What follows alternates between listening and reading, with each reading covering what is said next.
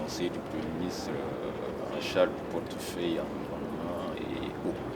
Ma question, Monsieur Dolmian, c'est par rapport au lac Tchad, parce qu'on a entendu tout à l'heure une bonne présentation, des projections sur 2025 pour le lac Tchad, mais pourquoi la problématique du lac Tchad tarde à faire écho, par exemple ici à Rio 20?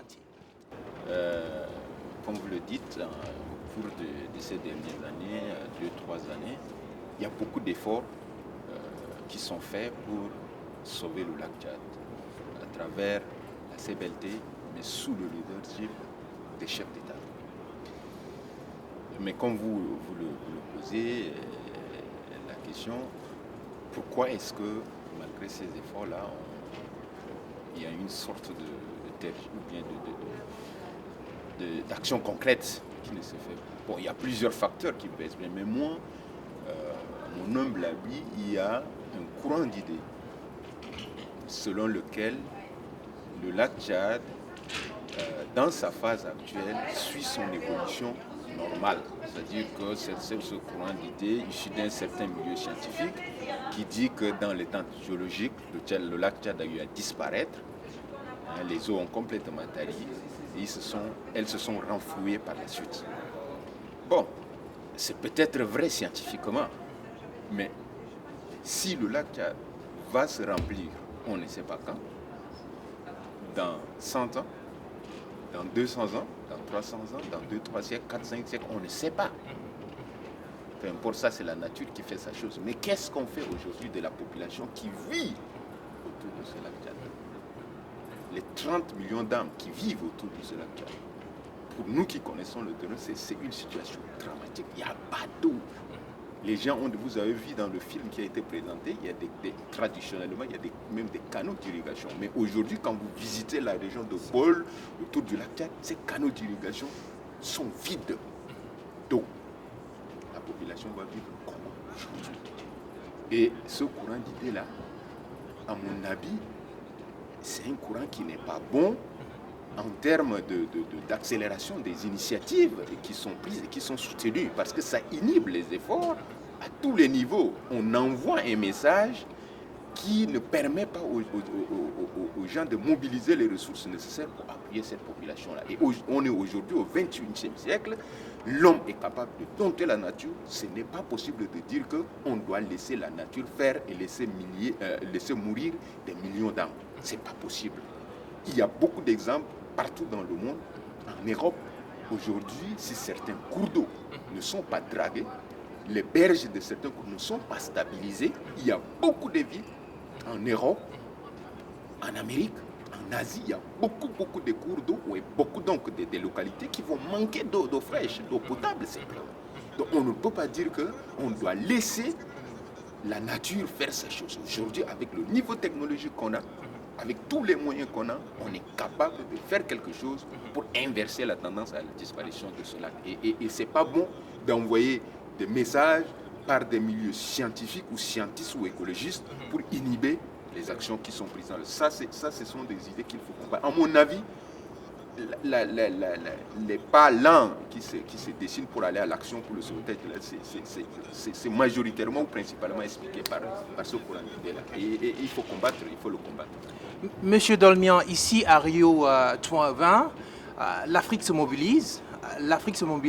Mais ce que l'on sent déjà dans les couloirs, dans les négociations, les discussions, c'est que vraiment il y a un manque d'intérêt en tant que bloc qui peut être observé, et cela est dû simplement, et je pense que le cas du lac Tchad est un bon exemple, il y a un manque d'association de l'Afrique dans la prise de décision ou vraiment dans la prise en compte de leur réalité par rapport aux agendas de Rio 20. Alors, quelles sont les attentes de Rio pour l'Afrique? À quoi peut-on s'attendre, en plus du lac Tchad, mais vraiment dans la problématique du développement durable de l'Afrique en tant que bloc, en tant qu'entité parlant d'une seule voix? À quoi peut-on s'attendre vraiment ici à Rio? Oui, je pense que Rio est un événement mondial voulu par les Nations Unies et qui a été préparé, je dirais, il y a de cela quelques années déjà. Ça fait depuis 2-3 ans qu'on est en train de préparer Rio +20. L'Afrique a eu sa place dans cette préparation-là. D'abord au niveau du continent, et puis tous les pays africains ont été invités aux différentes phases préparatoires de cette conférence. Vous savez qu'il y aura un document qui va être adopté sur Rio et que ce document-là a été préparé sous l'égide du secrétaire général des Nations Unies et l'Afrique a participé. Donc déjà au niveau de l'Afrique, les différentes phases de préparation ont amené l'Afrique à avoir une position commune. Et le chef de l'État congolais a été mandaté par ce faire pour livrer ce message-là.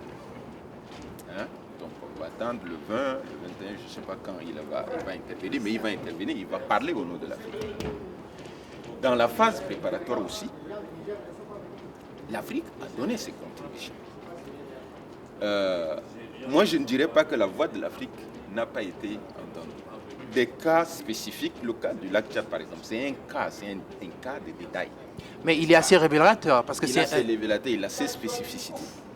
Mais les questions de disparition des écosystèmes, des menaces sur les écosystèmes sont bien prises en compte dans les documents de la protection, la sauvegarde des écosystèmes sont pris là-dedans, en paquet global. Donc, les questions du lac Tchad, les questions d'autres cours d'eau et tout ça peuvent être vues dans ce sens-là. Maintenant, quel est l'intérêt? Il va avoir, je pense qu'il y a 2 ou 3 choses qui peuvent intéresser où l'Afrique va trouver son poste. C'est d'abord l'économie verte. Aujourd'hui, l'économie verte, autant pour moi, je m'excuse, l'économie verte. Bon, il y a des opportunités pour l'Afrique de trouver son chemin, sa place dans ce nouveau type de pensée sur l'économie. Il y a même la gouvernance mondiale de l'environnement.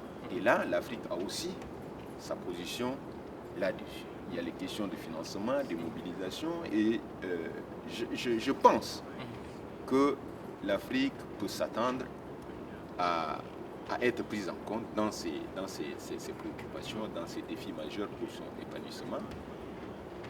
Bon, voilà.